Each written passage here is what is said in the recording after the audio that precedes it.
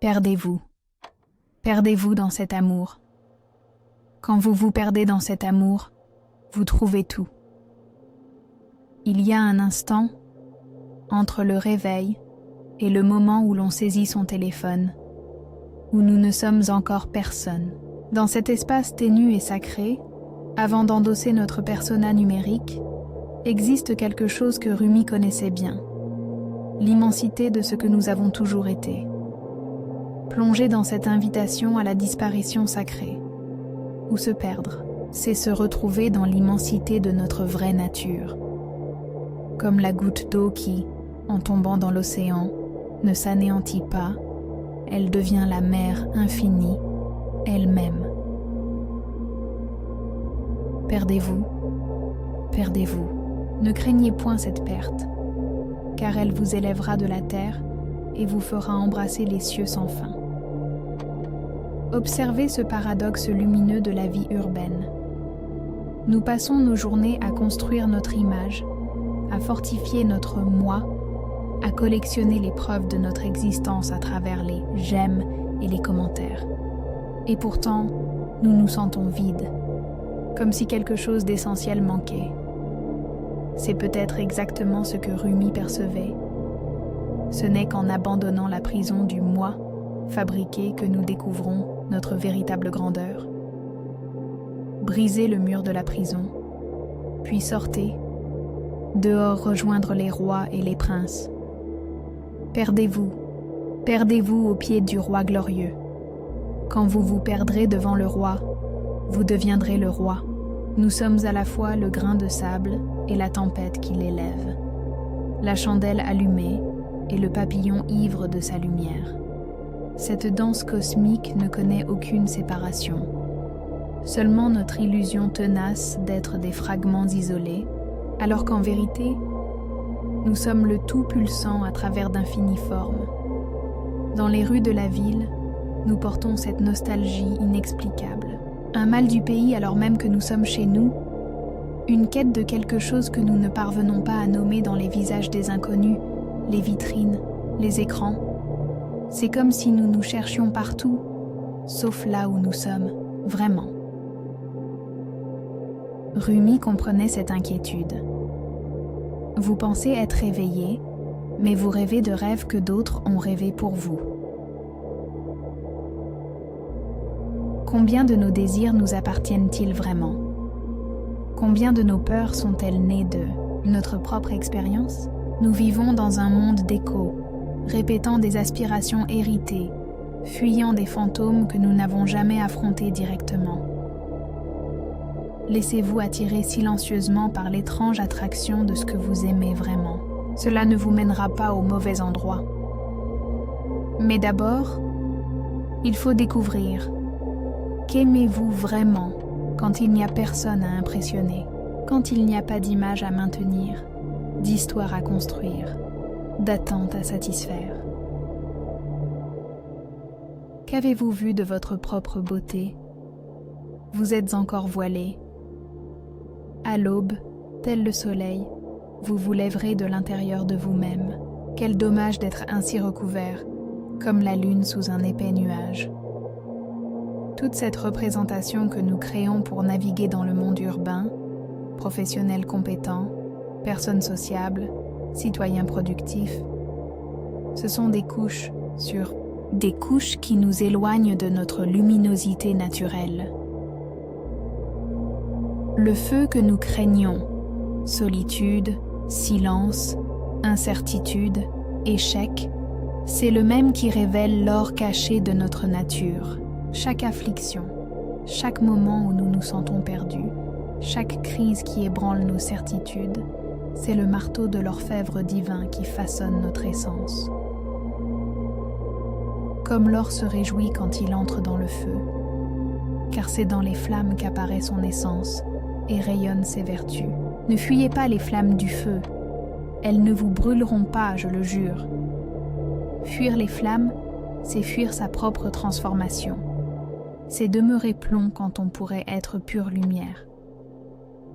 Voyez comme nous résistons aux moments difficiles, comment nous tentons de contourner la douleur, d'accélérer le processus, de brûler les étapes. Mais Rumi savait que certaines cuissons ne peuvent être précipitées. La sagesse émerge au bon moment, dans le bon feu, avec l'intensité nécessaire. Vous êtes comme un faucon dont les pattes sont liées au corps, et c'est de vos propres serres que vous devez défaire les nœuds. Personne ne peut faire ce travail à votre place. C'est un travail intérieur, solitaire, silencieux. Mais c'est dans le silence profond, là où cessent tous les bruits de l'esprit qui cherche, que réside le portail. Nul besoin de devenir quelque chose. Il suffit de cesser de fuir soi-même. Maintenant, entrez dans ce silence. C'est le moyen le plus sûr de se perdre. Après tout, de quoi s'agit-il dans votre vie? Rien d'autre qu'une lutte pour être quelqu'un. Rien d'autre qu'une fuite de votre propre silence. Arrêtez de bâtir des châteaux de concepts sur qui vous devriez être. Abandonnez les béquilles des croyances héritées qui vous maintiennent debout mais ne vous laissent pas marcher. Lâchez les ancres des identités que vous avez créées pour naviguer dans le monde mais qui maintenant vous gardent prisonnier au même endroit. Le silence que propose Rumi n'est pas vide, il est gros de possibilités. Ce n'est pas absence, c'est présence pure. C'est dans cet espace que nous découvrons que nous n'avons jamais été les histoires que nous racontons sur nous-mêmes. Entrez dans ce silence, insiste-t-il. Venez avec moi. Non comme une fuite du monde, mais comme un retour au centre, d'où naissent toutes les vraies actions. Je suis les particules de poussière dans la lumière du soleil. Je suis le cercle solaire. À la poussière, je dis, ne bouge pas. Et au soleil, continue à tourner. Je suis le mât, le gouvernail, le timonier et la quille. Et le récif de corail sur lequel font naufrage les embarcations. Je suis l'arbre sur la branche, duquel bavarde le perroquet. Je suis silence et pensée, et aussi toutes les voix. Je suis l'air plein qui fait surgir la musique de la flûte, l'étincelle de la pierre, l'éclat du métal. Je suis la chandelle allumée, et le papillon tournant fou autour d'elle.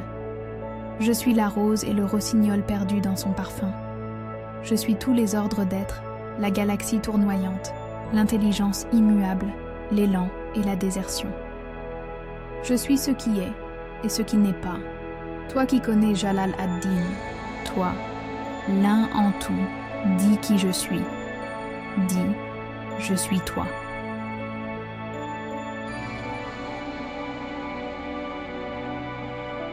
Nous sommes perles de cet océan.